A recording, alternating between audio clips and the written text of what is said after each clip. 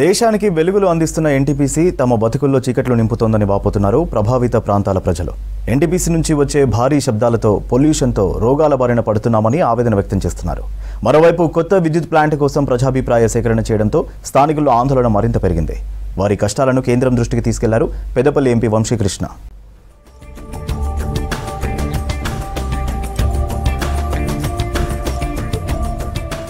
పెద్దపల్లి జిల్లాలోని ప్రముఖ విద్యుత్ ఉత్పత్తి సంస్థ ఎన్టీపీసీ నుంచి వెలువడే కాలుష్యంతో స్థానికులు తీవ్ర ఇబ్బందులు పడుతున్నారు. తెలంగాణ రాష్ట్రం ఏర్పాటయ్యాక ఎన్టీపీసీలో 4000 మెగావాట్ల తెలంగాణ సూపర్ క్రిటికల్ విద్యుత్ ప్లాంట్స్ పెట్టాలని కేంద్ర రాష్ట్ర ప్రభుత్వాలు ఒప్పందం చేసుకున్నాయి. 2017లో ప్రధాని మోదీ మొదటి దశలో 1600 మెగావాట్ల సామర్థ్యం కలిగి 2 యూనిట్లకు వర్చువల్ గా శంకుస్థాపన చేశారు. గతేడాది ఈ 2 యూనిట్లను ప్రారంభించి 1600 మెగావాట్ల కరెంట్ ఉత్పత్తి చేస్తున్నారు. ఈ యూనిట్ల నుంచి వచ్చే కాలుష్యం, బొగ్గు డస్ట్, భారీ శబ్దంతో మాతాంగి కాలనీ వాసులు ఇబ్బందులు పడుతున్నారు. ఎన్టీపీసీ వాళ్ళు కొత్త ప్లాంట్లు వేయాలి, తప్పు లేదు. కాకపోతే మా సమస్యలను కూడా వారు చూడాలనే మా ఇబ్బంది ఏందనేది ఇక్కడ తెలుసుకొని ఫస్ట్ వీళ్ళ సమస్యలు పరిష్కరించినాక వీళ్ళు పక్కకున్నారు కాబట్టి వీళ్ళకి డిస్టర్బ్ అవుతుంది కాబట్టి వీళ్ళని ఎట్లా తరలించాలని మా ఎన్టీపీసీ నుంచి మేము ఎప్పటికీ పదే అడిగేది కూడా ఇది ఒక్కటే. మా చిన్న కాలనీ, మా అంటే 100 ఇండ్లు ఉంటాయి. ఇంత చిన్న విషయం వాళ్ళు ఎందుకు ఇట్లా చేస్తుండ్రో కూడా అర్థమవుతలేదు. ఎన్టీపీసీ కాలుష్యం సమస్య పరిష్కరించక ముందే మాతాంగి కాలనీ వాసులకు మరో సమస్య వచ్చి పడింది. కొత్తగా 800 మెగావాట్ల విద్యుత్ ప్లాంట్ నెలకొల్పేందుకు ప్రజాభిప్రాయ సేకరణ చేశారు అధికారులు. నిర్బంధాల మధ్య అభిప్రాయ సేకరణ జరిగిందని, తమ సమస్యలు చెప్పుకునేందుకు అవకాశం ఇవ్వలేదని ఆరోపిస్తున్నారు కాలనీ వాసులు. ఎన్టీపీసీ ప్లాంట్ వస్తే ఉద్యోగాలు వస్తాయని ఆశపడ్డామని, కానీ రోగాలు వస్తున్నాయని ఆవేదన వ్యక్తం చేశారు. ఏమైతుందంటే మాకు ఈ పొల్యూషన్ వల్ల చాలా మంది చనిపోవడం జరుగుతుంది. క్యాన్సర్లు వస్తున్నాయి, దద్దులు వేస్తున్నాయి, వాటర్ మొత్తం పొల్యూషన్ అవుతుంది. ఇందుకు గాని మమ్మల్ని ఇక్కడ నుంచి మాకు R&R ప్యాకేజ్ ఇచ్చి ఇక్కడ నుంచి తీసుకెళ్లాలని మా విజ్ఞప్తి. ఎన్టీపీసీ ఏర్పాట్లో భూములు కోల్పోయిన వారికి ఇప్పటికీ న్యాయం చేయలేదంటున్నారు భూ నిర్వాసితులు. 10,000 ఎకరాల భూములు తీసుకుని ఉద్యోగం, ఇతర బెనిఫిట్స్ కల్పిస్తామని హామీ ఇచ్చారని, కానీ ఒక్కటి కూడా నెరవేర్చలేదని విమర్శిస్తున్నారు. కొత్తగా నిర్మించనున్న ప్లాంట్లోనైనా స్థానికులకు ఉద్యోగ, ఉపాధి అవకాశాలు కల్పించాలని, సురక్షిత ప్రాంతానికి కాలనీని తరలించాలని డిమాండ్ చేస్తున్నారు. ప్రాబ్లం ఏమున్నదంటే బాగా డస్ట్ వస్తుందండి, సౌండ్ వస్తుంది. ఆ సౌండ్ తోటి కదలలేకపోతున్నాము. ఇంట్లోనైతే ఇల్లు కూడా కదిలినట్టు అనిపిస్తుంది. మా ఇల్లు లాస్ట్కి ఉంది కాబట్టి గోడనే అడ్డం ఉందండి మాకు. అసలు ఆ గోడే అడ్డం మాకు. ఆ గోడ లేకుంటే ఆ కంపెనీ ఇంట్లో ఉన్నది అనుకుంటున్నాం మేమైతే. ఇంకో 2-3 ప్లాంట్లు పెడితే ఇంకా మేము బతికేది ఎట్లా? వేడి వస్తుంది. మళ్ళా దాంతో దుబ్బ వేడి బొమ్మ అంటే ఆ వేడికి తట్టుకోలేకపోతున్నాం. ఏసీ పని చేస్తలేదు, ఏది పని చేస్తలేదు. మాకు పుట్టడు బాధలు ఉన్నాయి. తెల్లని నిద్ర పట్టక తెల్లని రాకి తలగావతలు తిరుగుడు అయితే తెల్లారితే ఊడి చేతి పోసుకుంటే అడుగు పాదాలు చూస్తే తెల్లారితే అంచు దుబ్బనే, దేని చూసినా దుబ్బనే. మాతాంగి కాలనీ వాసులు సమస్యను కేంద్రం దృష్టికి తీసుకెళ్లారు పెద్దపల్లి ఎంపీ గడ్డం వంశీకృష్ణ. కేంద్ర విద్యుత్ శాఖ మంత్రి మనోహర్ లాల్ ఖట్టర్ను కలిశారు. పవర్ ప్లాంట్ వ్యర్థాలు, కాలుష్యంతో కాలనీ వాసులు ఇబ్బందులు పడుతున్నారని కేంద్ర మంత్రికి వివరించారు. సమస్యను త్వరగా పరిష్కరించాలని రిక్వెస్ట్ చేశారు. మీరు పొల్యూషన్ పాయింట్ ఆఫ్ వ్యూ కానీ, మీరు ప్రజల పాయింట్ ఆఫ్ వ్యూ కానీ తగిన చర్యలు తీసుకోకపోతే ఈ పవర్ ప్లాంట్ వచ్చిన ప్రజలు ఉద్యోగాలు రావు. ప్రజలకు ఈ అనారోగ్యం ఉన్న ఈ వ్యాధులు ఏదైతే వస్తున్నాయో పొల్యూషన్ వల్ల, దాన్ని క్లియర్గా వాళ్ళు అడ్రస్ చేయకపోతే కష్టం ఉంటుందని చెప్పి ఎన్టీపీసీ అధికారులకు కూడా ఈరోజు చెప్పడం జరుగుతుంది. మాతంగి కాలనీ వాసుల విషయాన్ని లోక్సభలోనూ ప్రస్తావించారు ఎంపీ వంశీకృష్ణ. భూములు కోల్పోతున్న వాళ్లను ఆదుకొని R&R ప్యాకేజీ ఇవ్వాలని డిమాండ్ చేశారు. There is an expansion of NTPC power plant that is coming in my district, Peddapalli in Ramagundam, and there is huge loss of energy that is happening because of non-compliance of local laws. I urge the government to ensure that the land losers be given the right to R&R package, because there's been a huge displacement of people, especially people from the Matangi colony in Ramagundam area. కాలుష్యంతో ఇబ్బంది పడుతున్న తమను సురక్షిత ప్రాంతానికి తరలించకుండా కొత్త plant కట్టాలనుకోవడం correct కాదంటున్నారు colony వాసులు. తమను వేరే ప్రాంతానికి తరలించి కొత్త ప్లాంట్ కట్టాలని కోరుతున్నారు. రాష్ట్రంలో జరిగినటువంటి socio economic, educational, political caste సర్వేకి సంబంధించి మీ అందరికీ గతంలో ధన్యవాదాలు ఒకసారి చెప్పాను. తగిన ప్రాచుర్యం కల్పించి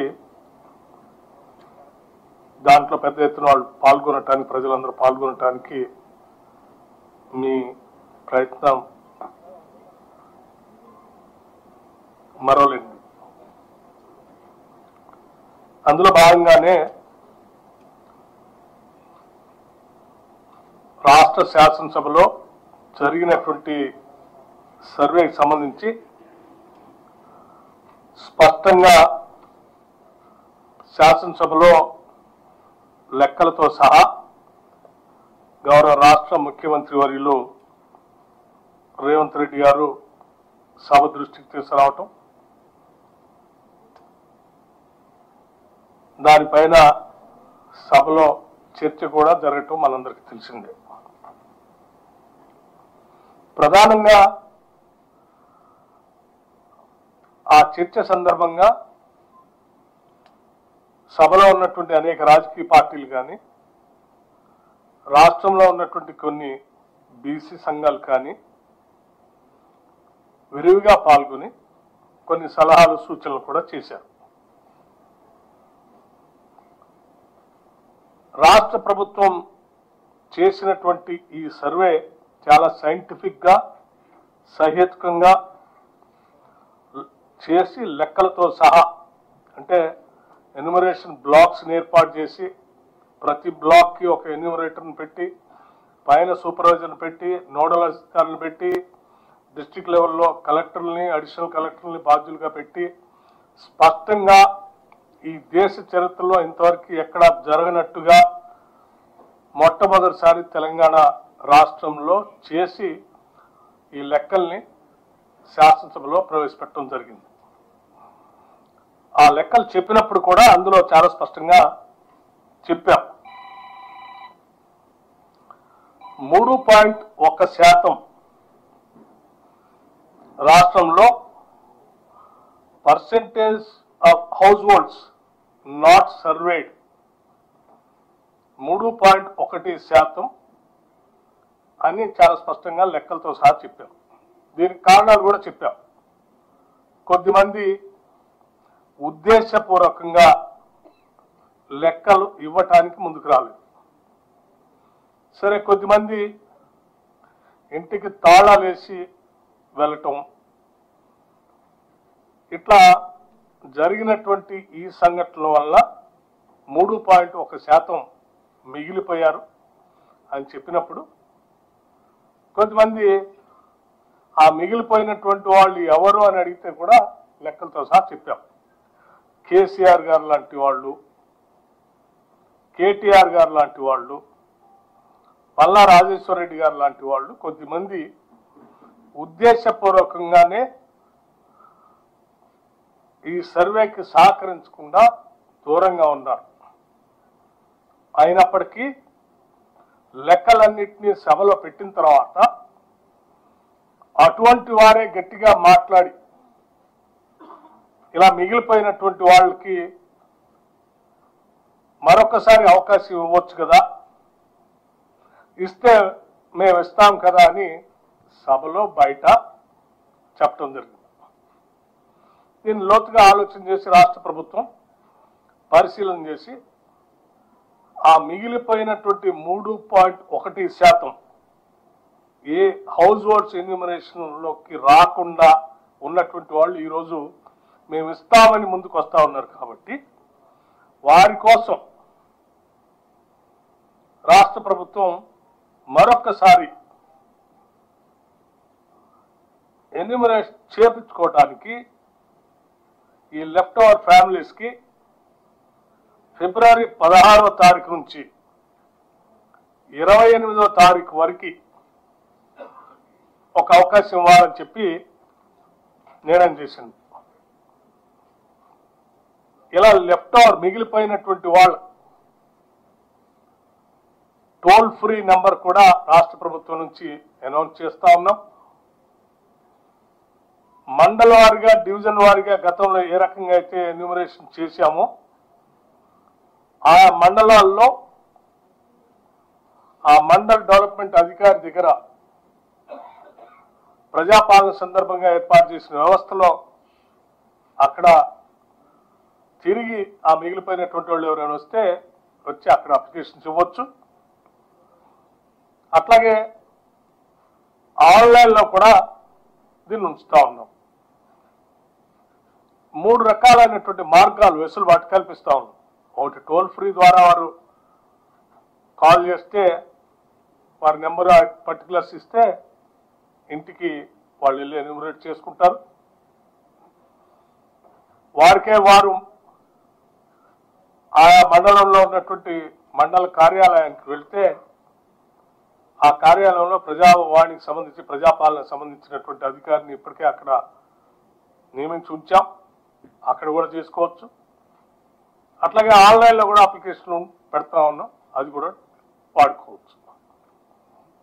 ఇది సంపూర్ణంగా ఎప్పటికైనా విజ్ఞప్తి చేస్తా ఉన్నాం కేసీఆర్ గారికి, కేటీఆర్ గారికి, ఇలా మిగిలిపోయినటువంటి వాళ్ళు ఎవరికైనా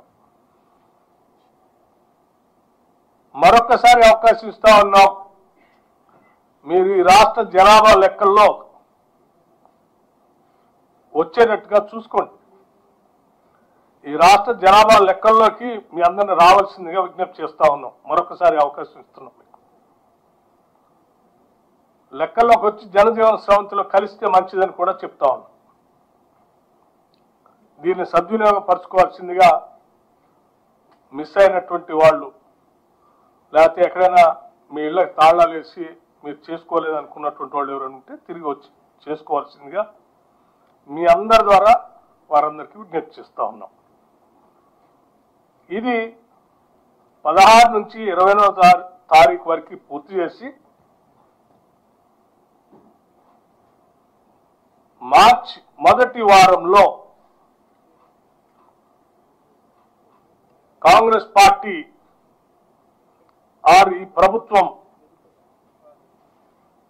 ఆనాటి ఎన్నికల సందర్భంగా పార్టీ ఇచ్చినటువంటి వాగ్దానం మేరకు ఈ ప్రభుత్వం ప్రజాప్రభుత్వం కట్టుబడి ఉంది, చిత్తశుద్ధితో ఉంది.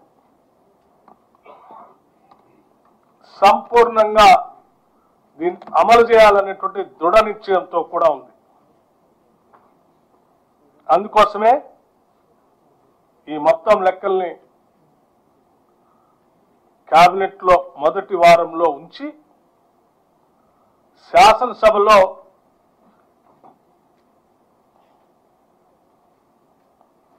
బీసీలకి, ఓబీసీలకి 42% రిజర్వేషన్ ఇవ్వటం కోసం పొలిటికల్ ఎడ్యుకేషన్ ఎంప్లాయ్మెంట్ 42% రిజర్వేషన్ ఇవ్వటం కోసం మార్చి మొదటి వారంలో కేబినెట్ లో తీర్మానం చేసి శాసనసభలో బిల్లు పెట్టి బిల్లుని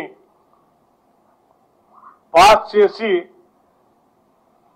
కొన్ని దశాబ్దాలుగా ఈ రాష్ట్రంలో ఎదురు చూస్తున్నటువంటి బలహీన వర్గాలకి చట్టరూపంగా ఒక చట్టబద్ధతను కల్పించడం కోసం నిర్ణయం తీసుకోవటం జరిగిందని ఈ సందర్భంగా మీ అందరికి తెలియజేస్తా ఉన్నాం. ఇక్కడ బిల్లు పాస్ చేయటమే కాకుండా ఈ పాస్ చేసినటువంటి బిల్లుని కేంద్ర ప్రభుత్వానికి పంపిస్తాం. పార్లమెంట్లో కూడా బిల్లుకు సంబంధించి కేంద్ర ప్రభుత్వం మీద ఒత్తిడి తీసుకొని వచ్చి బిల్లుని పార్లమెంట్లో కూడా ప్రవేశపెట్టి దీని మీద ఆమోదం పొందటం కోసం మేము చేయాల్సిన ప్రయత్నం అంతా చేస్తాం. మా నాయకుడు రాహుల్ గాంధీ గారి నాయకత్వంలో మాకున్నటువంటి పార్లమెంటు సభ్యులందరినీ సహాయ సహకారాలు తీసుకోవటమే కాకుండా ఈ ప్రభుత్వం నుంచి ఒక ప్రతినిధి బృందంగా ప్రధానమంత్రిని కలుస్తాం. కేంద్ర ప్రభుత్వానికి సంబంధించిన పెద్దలందరినీ కలుస్తాం. అట్లాగే పార్లమెంట్లో ఉన్నటువంటి అన్ని రాజకీయ పార్టీలకు సంబంధించిన నాయకులను కూడా కలుస్తాం. వారందరి మద్దతు కూడా కూడగడతాం. వారందరి సహకారంతో పార్లమెంట్లో కూడా దీన్ని పాస్ చేయించుకొని పూర్తి చట్టబద్ధత, దశాబ్దాల చిరకాల వాంఛైనటువంటి ఓబీసీల కళలను నిజం చేసే ప్రక్రియని మొదలు పెడతా ఉన్నాం. ఇటు శాసనసభలో మార్చి మొదటి వారంలో మేము ప్రవేశపెట్టినప్పుడు శాసనసభలో ఉన్నటువంటి రాజకీయ పార్టీలన్నీ కూడా వారికి కూడా విజ్ఞప్తి చేస్తాం. అక్కడి నుంచే బిల్ పాస్ చేసే ప్రక్రియ నుంచే ఏకగ్రీవంగా బిల్ పాస్ చేయటమే కాదు, కేంద్రంలో కూడా అవసరమైతే అక్కడ ఉన్నటువంటి ప్రధానమంత్రి గారిని కానీ మిగతా రాజకీయ పార్టీలని కలిసి ఒప్పించడానికి కలిసి వచ్చే రాజకీయ పార్టీలన్నింటిని కూడా తీసుకొని పోతాం. అంతిమంగా మా అందరి ఆలోచన రాష్ట్ర ముఖ్యమంత్రి రేవంత్ రెడ్డి గారి నాయకత్వంలో ఈ కేబినెట్ యొక్క ఆలోచన దశాబ్దాల ఓబీసీల చిరకాల వాంఛైనటువంటి 42% రిజర్వేషన్ ని స్థానిక సంస్థల్లో తీసుకొని రావటం అనేది, అందించడం అనేది మా అందరి ముందున్నటువంటి బలమైన కోరిక, లక్ష్యం కూడా.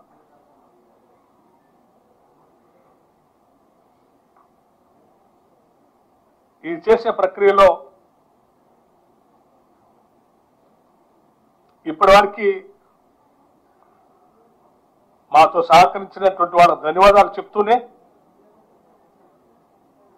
ఓబీసీల లక్ష్య సాధనలో ఈ ప్రభుత్వం చేస్తున్నటువంటి ప్రయత్నాన్ని, అడుగుల్ని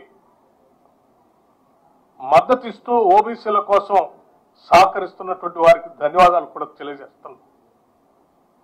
అట్లాగే ఓబీసీల లక్ష్యాల్ని, వాళ్ళ కోరికని నీరుగార్చడం కోసం రాజకీయ పరంగా కుట్రపూరితంగా ఎవరైనా వాళ్ళకి మేలు జరగకూడదనేటువంటి ఆలోచన చేసేటువంటి వాళ్ళకు కూడా మేము స్పష్టంగా చెప్తా ఉన్నాం. సమాజంలో అనేక దశాబ్దాలుగా వెనుకబడి ఉన్నటువంటి ఈ వర్గాల అభ్యున్నతి కోసం మీ రాజకీయ ప్రయోజనాలు కూడా పక్కన పెట్టి మేము చేసే ఈ ఉన్నతమైనటువంటి కార్యక్రమానికి మద్దతు పలకవలసిందిగా విజ్ఞప్తి చేస్తా ఉన్నాం. దీంట్లో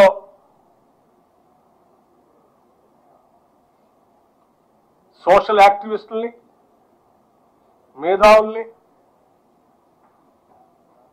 అట్లాగే ఈ వర్గాల ప్రయోజనాలు కాంక్షించేటువంటి ప్రగతిశీల భావాలు కలిగినటువంటి వాళ్ళందరినీ కూడా కలిసి రావాల్సిందిగా, దీనికి మద్దతు కూడగట్టడానికి మేము ఈ సహాయ సహకారాలు అందించవలసిందిగా విజ్ఞప్తి చేస్తా ఉన్నాం. కులగణన చేసేటప్పుడు ప్రక్రియ మొదలుపెట్టినప్పుడే చెప్పాం దీని యొక్క ఉద్దేశాలు, లక్ష్యాలు.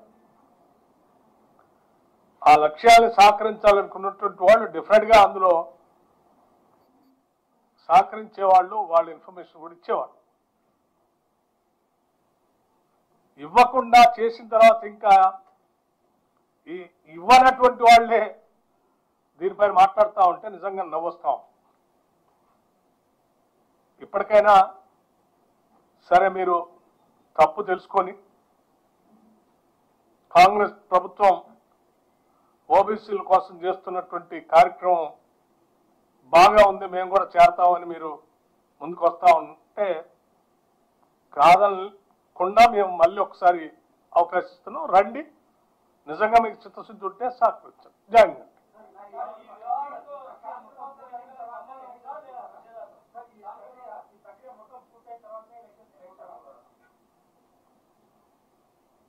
రాష్ట్రంలో ఈ జనాభాలో ఉన్నటువంటి మేము ఇప్పటికే ప్రకటించిన 56% ప్రజలు ఓబీసీలు ఈ రోజు నుంచి కాదు,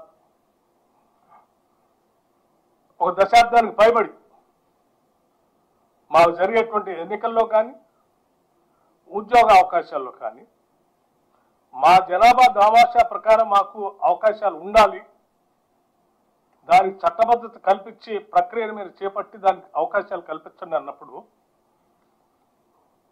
జనాభాలో 56% పైబడి ఉన్నటువంటి ప్రజల కోరికే బలమైనది. వాళ్ళకి న్యాయం చేయటమే మన ముందు ఉన్నటువంటి లక్ష్యం. దానికి చట్టబద్ధత కల్పించడం కోసం మేము చేయాల్సిన ప్రయత్నాలన్నీ చేస్తాం. తప్పనిసరిగా విజయం సాధిస్తామనే నమ్మకం కూడా మాకుంది.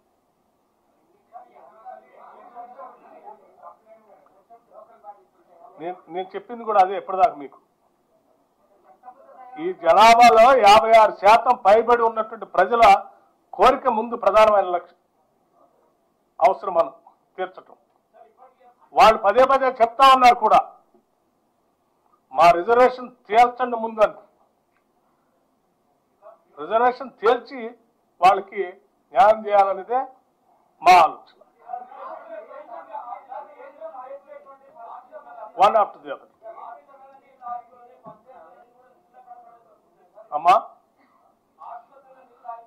ఎస్, ఈ రాష్ట్రంలో 56% ఉన్నటువంటి బలహీన వర్గాల కోరిక, వాళ్ళు రాజకీయంగా, ఆర్థికంగా, విద్యాపరంగా, ఎంప్లాయ్మెంట్ ఉద్యోగపరంగా కూడా వాళ్ళు కోరుకునేటువంటి ఆలోచనల లక్ష్యాలను చేరటానికి ఈ రాష్ట్ర ప్రభుత్వంపై కొంత భారం అయినప్పటికీ కూడా ఆ భారాన్ని కూడా మేము మోయటానికి సిద్ధంగా ఉన్నాం. ఈ ప్రభుత్వం మోయటానికి సిద్ధంగా ఉంది. ఇబ్బంది లేకుండా చూస్తాం.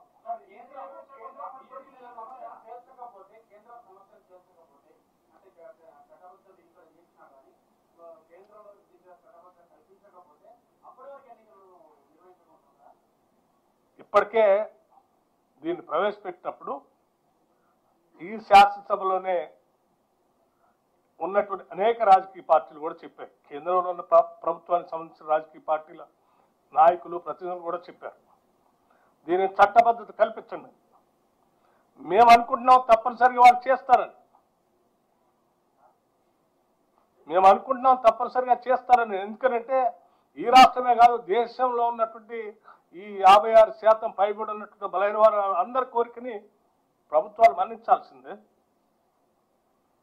మెజారిటీ ప్రజల ఆలోచనలు మన్నించాల్సిందే. మీరెందుకు ఊహించుకుంటున్నారు చేరేమని? మేము నమ్ముతా ఉన్నాం చేస్తారని.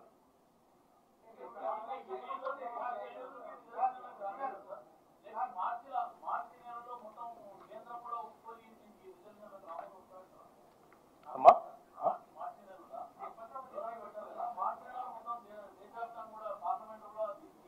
మేము అందుకే మార్చి నెలలోనే బడ్జెట్ సమావేశాలు కూడా ఉన్నాయి కాబట్టి త్వరితగతిన టేకప్ చేసి ఇక్కడ చట్టం చేసి అర్ధా పంపించాలనుకునేది.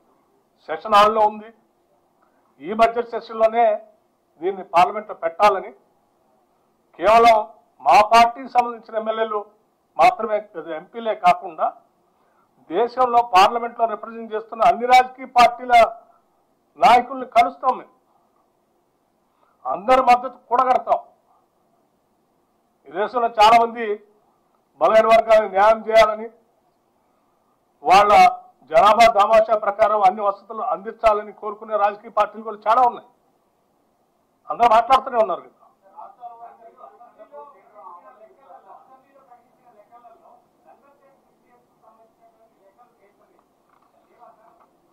అన్ని లెక్కలు చాలా పకడ్బందీగా, పక్కాగా మేము కలెక్ట్ చేసినటువంటి ఇన్ఫర్మేషన్లో ఉన్నాయి.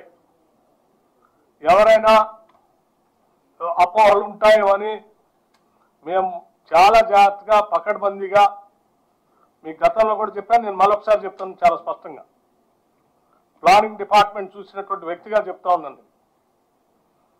150 హౌజెస్కు ఒక బ్లాక్గా చేసి, ప్రతి బ్లాక్కి ఒక ఎన్యూమరేటర్ని పెట్టి, ఆ ఎన్యూమరేటర్ పైన సూపర్వైజర్ని కూడా పెట్టి బుక్లన్నీ కలెక్ట్ చేసి ప్రతి బ్లాక్కి, మండలంలో ఉన్నటువంటి అన్ని బ్లాక్లకు సంబంధించిన పుస్తకాలు కూడా మేము జాగ్రత్తగా ఎలక్షన్ కమిషన్ వాళ్ళు ఏ రకంగా అయితే ఆ బాక్సులు దాస్తారో అంత పకడ్బందీగా మేము ఆ పుస్తకాలన్నీ దాచి ఉంచాం. ఎక్కడ తప్పు జరగటానికి స్కోపే లేదు. నేను చెప్తా ఉన్నాను కదా, సంపూర్ణమైనటువంటి సమాచారం ఉంది, ప్రకటిస్తాం కూడా. Don't worry. ఎవరు రీసర్వే చేయాలని కోరుకునేటువంటి వాళ్ళు ఎవరంటే, నేను అనుకుంటున్నాను ఈ దేశంలో ఈ కాస్ట్ సర్వే జరగాలని మేము కోరుకుంటా ఉంటే ఈ సర్వే ఇక్కడ విజయవంతం అయితే దేశం అంతా చేయాల్సి వస్తుందేమో అని భయపడేటువంటి వాళ్ళు దీని మీద తప్పుడు ప్రచారం చేయడం కోసం ప్రయత్నం చేస్తున్నారు. ఎందుకంటే ఇక్కడ ఆపితే రేపొద్దున దేశంలో మొత్తం మా మీద రాకుండా ఉంటుందని కోరుకునేవాళ్ళు. ఇంకొకళ్ళు అసలు ఈ కాస్ట్ సర్వేలో పాల్గొనకుండా ఇది కరెక్ట్ కాదని చెప్పడం కోసం ప్రయత్నం చేసేటువంటి వాళ్ళు. నిజంగా బీసీలకి మేలు జరగాలని చేయాలని ఎవరికైనా బలమైన కోరుకుంటే 100% ఇందులో పాల్గొనాలి, 100% లెక్కలు ఇవ్వాలి. ఈ చేసిన లెక్కలు ఇదేం రాజకీయ పరంగా చేయలేము. మేము పదే పదే చాలా స్పష్టంగా చెప్పాం. ప్లానింగ్ శాఖ ద్వారా మేము అది కూడా చెప్పాం. 1,00,000 మందికి పైబడి దీంట్లో ఇన్వాల్వ్ చేసి 3 రోజుల ముందు హౌస్ లిస్టింగ్ చేసి ప్రతి ఇంటికి కాగితం అతికిచ్చి 3 రోజుల తర్వాత ఇంటింటికి సర్వే చేసే కార్యక్రమం చేశాం. సర్వే చేసిన పుస్తకాల్లో వాళ్ళు ఇచ్చిన సమాచారం పూర్తి చేసిన తర్వాత వాళ్ళతో సంతకాలు పెట్టించి ఆ పుస్తకాలు కూడా జాగ్రత్త కట్టగట్టి దాచాం. ఎవరైనా ఇది తప్పు అనుకుంటే పొరపాటు, ఆ పుస్తకాలు అట్లాగే ఉన్నాయి. Don't worry. ఎక్కడా లేదు. మేము ఇచ్చిన లెక్క ప్రకారం అమ్మా, అందుకోసం నేను చెప్పింది మొత్తం మీకు లెక్క ఇచ్చాను కదా. నేను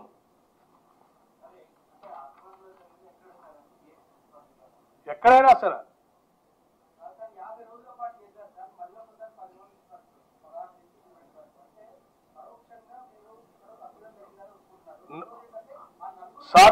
సారీ మీ పేరే ఉన్నారు వెంకటరాజు గారు. సారీ, నేను ముందే స్టార్టింగ్లోనే చాలా స్పష్టంగా చెప్పాను. మేము సర్వే చేసిన ఎన్యూమరేషన్ బ్లాక్స్ అన్ని మళ్ళీ నీకు చదివినిపించమంటే చదివినిపిస్తా. ఎంతమంది పర్సంటేజ్ అసెంబ్లీలో అనౌన్స్ చేసామో మళ్ళీ వినిపిస్తా. మిగిలిపోయినటువంటి వాళ్ళు ఎవరో కూడా నేను స్పష్టంగా శాసనసభలో కూడా ప్రకటించాం. 3.1% మిగిలిపోయి ఉన్నారు. వాళ్ళు తిరిగి మళ్ళీ చేసుకోవటానికి అవకాశం ఇస్తున్నాం అని చెప్పాం. క్లియర్. సో తప్పు జరిగినట్టు మిగిలిపోయినటువంటి వాళ్ళకి అవకాశం ఇస్తున్నాం. 4 కాదు, అటువంటి వారు 3.1% ఉన్నారని చెప్పారు. వారితో కలిపి అమ్మా అందరికీ మళ్ళీ అవకాశం ఇద్దాం. వాళ్ళు కూడా మేము వచ్చి చేస్తా అంటున్నారు కదా, యు ఆర్ మోస్ట్ వెల్కమ్ అని చెప్పడం కోసం. ఈ ప్రక్రియ మొత్తం ఈ ప్రక్రియ మొత్తం ఓబీసీల డిమాండ్ చట్టబద్ధత కల్పించడానికి సంఖ్యను సైంటిఫిక్ గా సర్వే చేసి క్యాబినెట్ లో పెట్టి చట్టసభలో పెట్టి బిల్లు పాస్ చేసి చట్టబద్ధత కల్పించి వాళ్ళకి 42% రిజర్వేషన్ కల్పించడానికి not only political, education and employment లో కూడా కల్పించడం కోసం ఈ రాష్ట్ర ప్రభుత్వం చిత్తశుద్ధితో ఉంది. కాబట్టే ఎవరైనా మళ్ళీ జాయిన్ కానటువంటి వాళ్ళు మేము జాయిన్ అవుతామంటే మళ్ళీ ఒకసారి అవకాశం ఇస్తున్నాం. దయచేసి మీరందరూ ఓబీసీలకి న్యాయం జరగాలని కోరుకునేటువంటి వాళ్ళందరూ కూడా please extend all your cooperation and support for the entire exercise.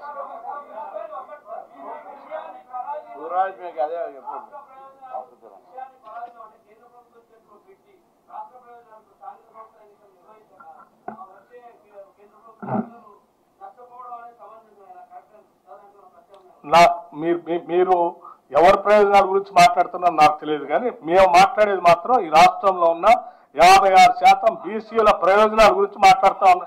నేను అదే చెప్తా ఉన్నాను, ఈ రాష్ట్రంలో ఉన్నటువంటి 56% బీసీల ప్రయోజనాల గురించి నేను స్పష్టంగా చెప్పాను. అవి 56% బీసీల ప్రయోజనాలను కాపాడటం కోసం 2-3 నెలలు ఈ రాష్ట్రం పైన ఆర్థిక భారం పడుతున్నప్పుడే దాన్ని భరించడానికి కూడా ఈ రాష్ట్ర ప్రభుత్వం సిద్ధంగా ఉందని చెప్తా ఉన్నాను. ఇంకా వాట్ మోర్ యూ వాంట్, ఇంకెవరి ప్రయోజనాలు కాపాడాలో చెప్పండి, వాళ్ళకి కూడా కాపాడుతాం. అవి కూడా చేస్తా ఉన్నాం. 6 గ్యారంటీలు కూడా చేస్తా ఉన్నాం. మీకు లెక్కలు చెప్పండి, మళ్ళీ ఒకసారి చెప్తాను. ఏపీ మహారాష్ట్రలో బర్డ్ ఫ్లూతో కోళ్లు చనిపోతుండటంతో తెలంగాణలోని సరిహద్దు జిల్లాల అధికారులు అలర్ట్ అయ్యారు. ఆదిలాబాద్ జిల్లా జైనత్ మండలంలో తెలంగాణ మహారాష్ట్ర సరిహద్దు మార్గాలను మూసేశారు అధికారులు. బోరజ్ దగ్గర పశుసంవర్ధక శాఖ ఆధ్వర్యంలో చెక్పోస్ట్ ఏర్పాటు చేశారు. 3 వెటర్నరీ డాక్టర్లు, మరో 8 మంది పారా అధికారులు చెక్పోస్ట్ దగ్గర విధులు నిర్వహిస్తున్నారు. విస్తృత తనిఖీలు చేసి ఇతర రాష్ట్రాల నుంచి వచ్చే కోళ్ల వాహనాలను వెనక్కి పంపిస్తున్నారు. పశుసంవర్ధక వైద్యాధికారి డాక్టర్ సునీల్ చెక్పోస్ట్ దగ్గర తనిఖీ చేసి సిబ్బందికి సూచనలు చేశారు. తెలంగాణ రాష్ట్రంలో కొన్ని ప్రాంతాల్లో బర్డ్ ఫ్లూ అనగా ఏవియన్ ఇన్ఫ్లుయెంజా గురించి ఒక అవుట్బ్రేక్ నమోదైంది. దాంట్లో భాగంగా మన పశుసంవర్ధక శాఖ నుంచి, తర్వాత తెలంగాణ గవర్నమెంట్ నుంచి బయట ప్రాంతాల నుంచి కోళ్లను, లేకపోతే కోళ్ళ ఉత్పత్తులైనటువంటి గుడ్లు, ఇంకా అట్లాంటి కలిగి ఉన్న వాహనాలని తెలంగాణ రాష్ట్రంలోకి అనుమతించద్దని కొన్ని క్లియర్ ఇన్స్ట్రక్షన్స్ వచ్చినాయి. దాంట్లో భాగంగా ఆదిలాబాద్ జిల్లాలోని బోరజ్, మన ముఖ్య ప్రాంతమైనటువంటి బోరజ్ యందు చెక్పోస్ట్ యందు మొత్తం ఇద్దరిద్దరు చొప్పున మొత్తం 8 గంటల చొప్పున ఒక్కొక్కరికి 24 గంటల పాటుగా నిఘా ఉంచి ఈ బర్డ్ ఫ్లూని మన రాష్ట్రంలో ఇంకా మిగతా ప్రాంతాలకు స్ప్రెడ్ కాకుండా చర్యలు తీసుకోవడం జరిగింది. దాంట్లో భాగంగా వేరే రాష్ట్రాల నుంచి, ముఖ్యంగా మహారాష్ట్రలోని యవత్మాల్, నాందేడ్, నాగ్పూర్ నుంచి మనకి ఎక్కువగా బర్డ్స్ని మనం ఇంపోర్ట్ చేసుకుంటూ ఉంటాం. కాబట్టి ఈ దాంట్లో భాగంగా ఇక్కడ చెక్ పోస్ట్ యందు 24 घंटे पाटू तनिखी निर्वहिस्तू ఉన్నాము. यहाँ पर ऐसा कुछ भी ये नहीं है, अपने चिकन को कोई वायरस नहीं है.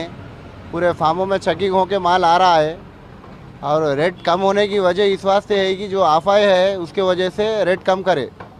पब्लिक को क्या है, थोड़ा वहम होगा सो है, पेपरों में इसमें उसमें डाल दे रहे मीडिया वाले. अब वो क्या है तो ऑफिसर लोग ज़रा जाके चेक करे तो ज़रा अच्छा रहता. उसके बाद में कुछ भी कर सकते. गिराक मटन का, चिकन का. డోలు వాయిద్యాలు, శివసతుల పూనకాలతో మినీ మేడారం హోరెత్తింది. కోరుకున్న కోరికలు తీర్చాలి, మమ్మల్ని చల్లంగా చూడాలి తల్లి అంటూ భక్తులు అమ్మవార్లను దర్శించుకున్నారు. పూజారులు మండే మెలిగే పండు నిర్వహించారు. సమ్మక్క పూజా మందిరం దగ్గర అలుకుపోసి ముగ్గులేసి పసుపు కుంకుమ బరులతో పూజలు చేసి నైవేద్యం సమర్పించారు. కన్నెపల్లి మేడారంలో గ్రామ పొలిమేరుల దగ్గర బంధనం వేసే పనుల్లో నిమగ్నమయ్యారు. ఇక జాతరలో అవాంఛనీయ ఘటనలు జరగకుండా పోలీసులు బందోబస్తు నిర్వహించారు.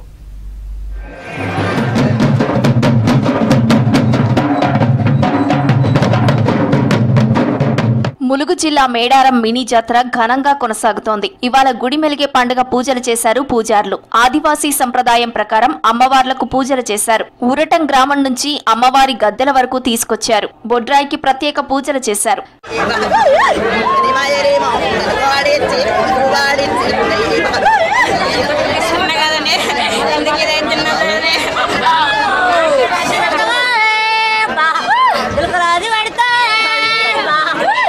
సమ్మక్క పూజారులు పట్టు వస్త్రాలు ధరించి డోలు వాయిద్యాలతో తల్లులకు పూజలు చేశారు. ఆడపడుచులు సమ్మక్క సారలమ్మ పూజా మందిరాల్లో ముగ్గులు వేసి చీర, సారెలు, ముడుపులు సమర్పించారు. పూజారులు ఊరి పొలిమేరల చుట్టూ బంధనాలు వేశారు. మా గ్రామ దేవరైనటువంటి పూజా మందిరంలో శుభ్రపరిచి ఆడపడుచులతో ముగ్గులు వేసిన అనంతరం మేడారం పులిమేరలైనటువంటి ధ్వజస్తంభాలతో కట్టడి జరుగుతుంది.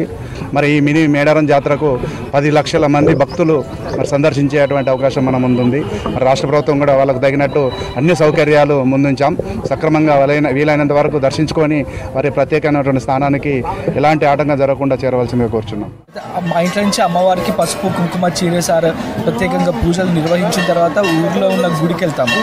గుళ్ళల్లో అమ్మవారి పీట ఉంటుంది. అమ్మవారి పూజా సామాగ్రి అవన్నీ అలంకరించి ప్రత్యేకంగా దీపధూప నైవేద్యాలతో అమ్మవార్లను పూజించిన తర్వాత అంటే ఈరోజు రాత్రి అక్కడి నుంచి అంటే గుళ్ళ నుంచి గద్దెలకు రావడం, అంటే పూజారులందరూ ఇటు సమ్మక్క పూజారులు, సారలమ్మ పూజారులు గద్దెలకు వచ్చి అమ్మవార్లకు ప్రత్యేకంగా నైవేద్యం పెట్టి జాగారాలు ఉంటూ రాత్రంతా పూజలు నిర్వహించడం జరుగుతుంది. సమ్మక్క మందిరంలో పూజలు చేసి డోలు వాయిద్యాలతో సమ్మక్క గద్దెలకు వెళ్లారు పూజారులు. గద్దెల దగ్గరకు వెళ్తుండగా బొడ్రాయికి చీరె, సారే, పసుపు, కుంకుమలు సమర్పించారు. ఆ తర్వాత సమ్మక్క సారలమ్మ ద్వారం ముందు మామిడి తోరణాలతో జాతర చుట్టూ బంధనం చేశారు. నాగపంచమి తెచ్చినామమ్మా దేవునికి సమ్మక్క దేవునికి మేము మంచిగా పంటలు పండాలి, మంచిగా బతకాలి, కొద్దిగా పిల్లలు ఆరోగ్యంగా ఉండాలి, పిల్లలు జల్లలు అందరం.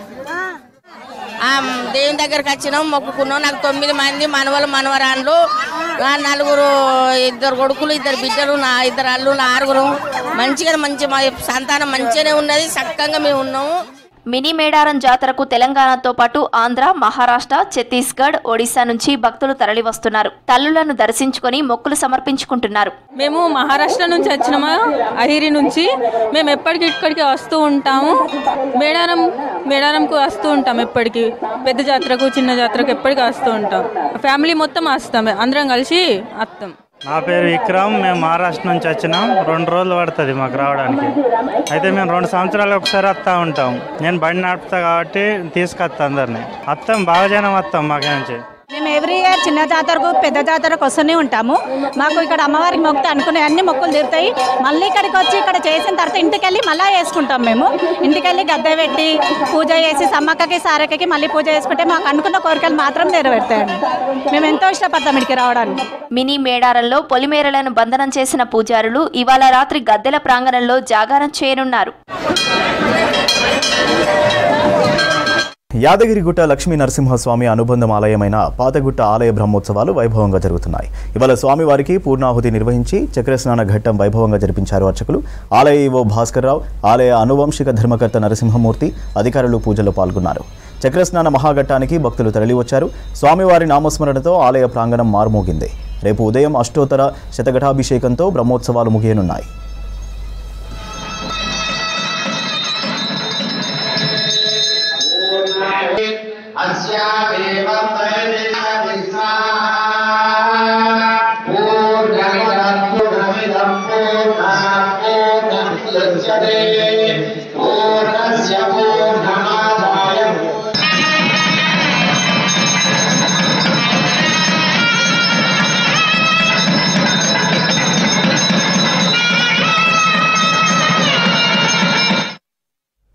భద్రాచలం శ్రీ సీతారామచంద్ర స్వామివారి సన్నిధిలో 3 రోజుల పాటు జరిగిన సహస్ర కలశాభిషేక మహోత్సవాలు నేటితో ముగిశాయి. ఇవాళ మాఘ పౌర్ణమి సందర్భంగా గోదావరి జలాలు, పంచామృతాలతో ఉత్సవమూర్తులకు బేడా మండపంలో ప్రత్యేక అభిషేకం చేశారు. సహస్ర కలశాలలో దేవతలను ఆవాహనం చేసి స్వామివారికి తిరుమంజనం, పుణ్యాహవచనం, విశేష స్నపనం నిర్వహించారు. పంచామృతాలతో అభిషేకం నిర్వహించారు. ఉత్సవాల నేపథ్యంలో స్వామివారి నిత్య కళ్యాణాలు రద్దు చేశారు. రేపటి నుంచి స్వామివారి నిత్య కళ్యాణం యథావిధిగా నిర్వహిస్తామని తెలిపారు.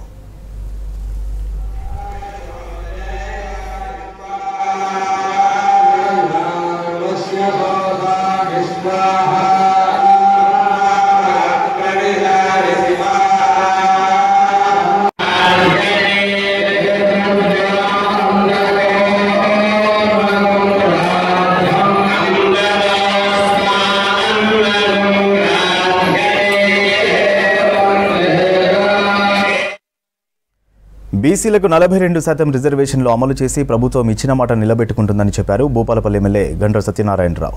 భూపాలపల్లి జిల్లా కేంద్రంలో బీసీ కులగణన, ఎస్సీ వర్గీకరణపై అవగాహన ర్యాలీలో పాల్గొన్నారు ఎమ్మెల్యే. బీజేపీ నాయకులకు దమ్ముంటే ఆ పార్టీ అధికారంలో ఉన్న రాష్ట్రాల్లో బీసీలకు రిజర్వేషన్లు కల్పించాలని డిమాండ్ చేశారు.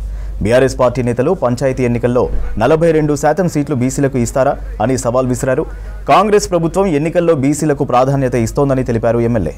కామారెడ్డిలో రాహుల్ గాంధీ చెప్పినటువంటి ప్రకటనకు అనుకూలంగా అధికారంకి వచ్చిన వెనువెంటనే బీసీకి కులగణన 42% ఇవ్వాలని కేంద్ర ప్రభుత్వానికి అసెంబ్లీలో తీర్మానం పంపడమే కాకుండా ఈరోజు బీసీలకు మేము రేపు జరగబోయేటువంటి స్థానిక సంస్థల ఎన్నికల్లో మా పార్టీ పరంగా 42% ఇస్తామని చెప్పినటువంటి దమ్మున్న నాయకుడు రేవంత్ రెడ్డి గారని మీకు ఈ సందర్భంగా తెలియజేస్తున్నా. మీరు మాట్లాడే వాళ్ళు ఎవరైతే ఉన్నారో బీజేపీ సోదరులారా, బీఆర్ఎస్ వాళ్ళు, మీకు దమ్ముంటే మీ రాష్ట్రాలలో కూడా మీ మోడీకి చెప్పి మీరు ఈ యొక్క 42% కులగణన భారతదేశ వ్యాప్తంగా చేసి అమలు చేసి తీరండి. లేకపోతే బీసీ సమాజానికి క్షమాపణ చెప్పండి.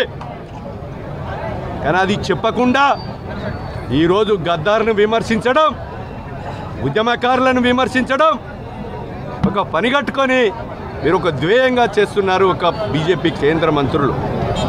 ఈరోజు 30 సంవత్సరాల నుంచి 59 కులాలు. ఆ కులాలలో అట్టడుగున అణగారినటువంటి దళిత కులాలు ఏవైతే ఉన్నాయో, ఎస్సీ కులాలు ఏవైతే ఉన్నాయో వాళ్ళందరికీ కూడా న్యాయం జరగాలని పోరాటం ఆలోచన చేసి సుప్రీంకోర్టులో వేసేటువంటి వాదనకు న్యాయవాదులకు ఒక కమిటీ వేసి పంపి ఈ ప్రభుత్వము సుప్రీంకోర్టు తీర్మానానికి మద్దతుగా అసెంబ్లీలో ఈ నెల 4వ తారీఖు నాడు తీర్మానం ప్రవేశపెట్టి ఇవి బులెటిన్ అప్డేట్స్.